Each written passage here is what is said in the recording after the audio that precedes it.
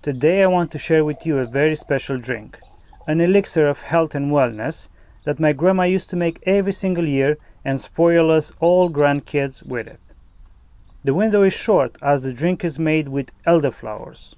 But this is the season for it, at least in most temperate climates, so if you want to try this elderflower lemonade, then watch the video and head out and pick some elderflowers today. Please make sure to protect yourself when you go foraging. Sunburn, bug bites, scratches from branches and specific leaves, they all make foraging and gardening less enjoyable. That's why I got super excited when a while ago I got a pair of protective sleeves from Farmers Defense.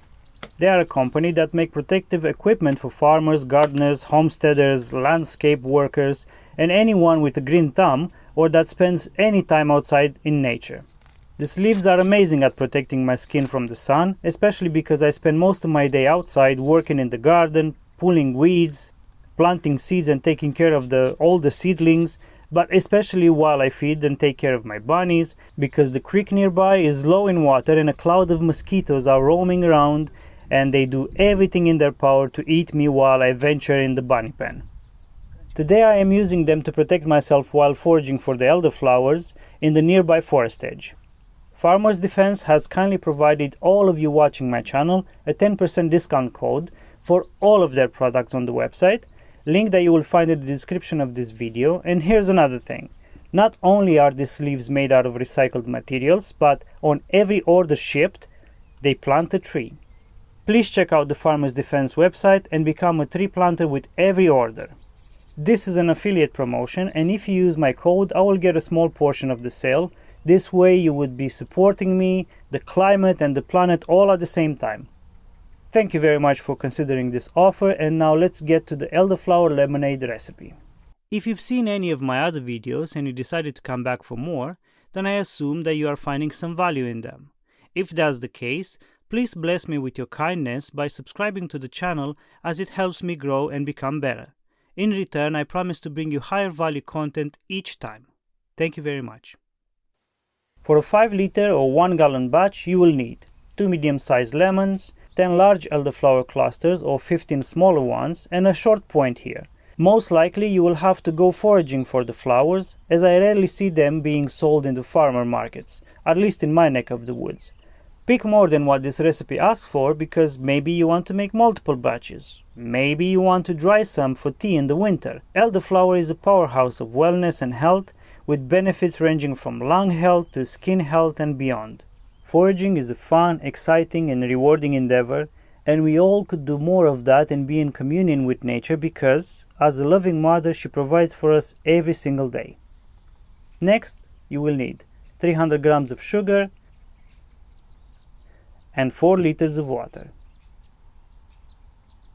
The tools needed to make this fantastic drink are a kettle or a way to produce boiling water, a large bowl for washing the flowers, a large wooden spoon for mixing, a sifter or a strainer, a sharp knife, a chopping board, a 5-liter or gallon jar, fermentation grade please, so it can withstand the boiling water while we will be sterilizing it, cheesecloth and a rubber band to secure it in place, and a couple of fermentation grade swig top bottles in case you will want to store them in the fridge for a week or two and enjoy them slowly. Now that we have everything handy, we'll start the prep stage. So, in the bowl, add the flower bundles stem up and pour some water over them to wash them and kick out any bugs that were squatting in the flowers before you pick them up. Make sure the flowers are fully submerged, and while they soak and clean, we will slice our lemons. And please don't judge and think I'm crazy for the way I'm slicing them. The reason for this weird method is that I don't want to damage the seeds inside. I'm only breaking the top part of the lemon with the blade, so I can easily harvest the viable seeds that I will plant and grow many lemon trees, so that I can feel that I live in a tropical or at least Mediterranean place. It works! And here's the proof.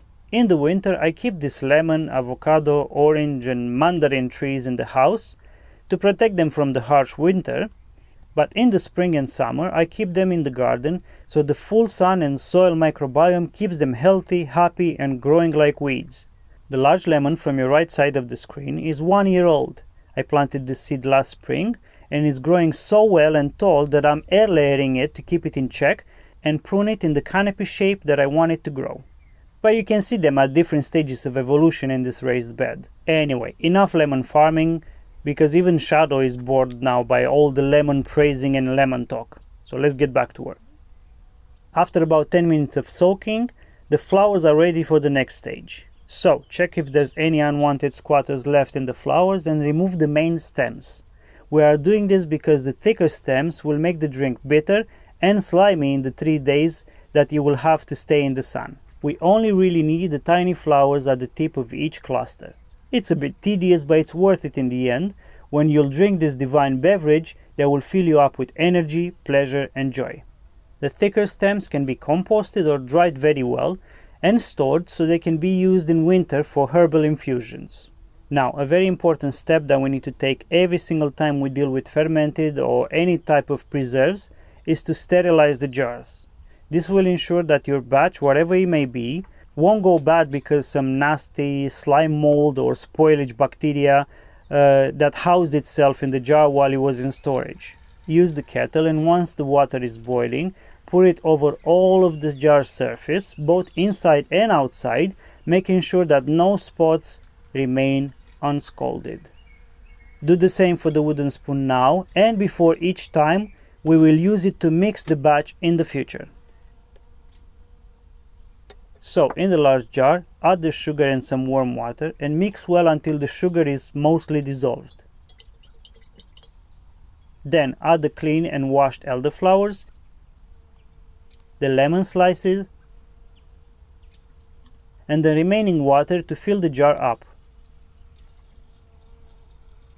A very important tip here: make sure to leave 2 fingers of headspace.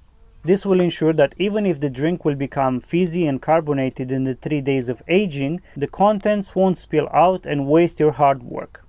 Then cover the top of the jar with a cheesecloth, secure it with the elastic band, and place the jar in a sunny spot for at least 2 days, 3 days being ideal.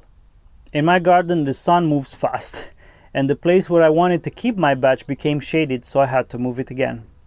It is very important to keep it in the sun, as the light and the power of the sun will activate all of the ingredients, the good microbiome, and the lemonade will become alive and health-giving. Another important thing that we need to do for these 2 or 3 days is to mix the contents of the jar 2 or 3 times a day. As I mentioned before, please sterilize your spoon before each mix, so you avoid introducing any nasty culture inside and spoiling your batch. Time flies. It really does. I never seem to have enough hours in a day, but time flies, and after 3 days we can finish this drink and begin enjoying it. So in a large bowl or pot, strain the contents of the jar. If you mix it every day and you sterilize your spoon each time, your batch should be just fine without any signs of mold or icky stuff growing in it. Unfortunately, from my knowledge, the contents cannot be used to brew another batch because the lemons will make the drink bitter, the flowers have lost most of their strength, and the residual sugar in the mix will encourage all kind of aliens to move in and grow fast, very fast. Compost it and let it go back to Mother Nature. You can drink it now, all of it, but I prefer to bottle it and get it inside of the fridge. Then for about 2 weeks I quench my thirst from the scorching sun with this incredible and delicious drink. I mentioned fermentation grade bottles because this drink may become carbonated if kept long enough at room temperature, let's say about a week or so. P.S. The bottles need to be sterilized with boiling water as well before you put the lemonade in them. The only thing left to do is to drink this magnificent juice and marvel at the taste. At home or at some friends for a celebration, this drink will nestle itself in everybody's heart, so much so that they will ask you for more, or at least for the recipe. So don't be shy, share this recipe and the drink with your friends and family, and if you enjoyed the video, give it a like as well. But if you really want to support me, please check out the Farmers Defense website, and if you decide to get the sleeves, of which they have many models, colors and patterns, including a very accurate size guide, or something else for yourself or somebody you care about, please use the link in the description and the code, as you will get 10% off any purchase and I will get a small portion of the sale as well. Thank you very much for your time, and I will see you next week. Bye bye.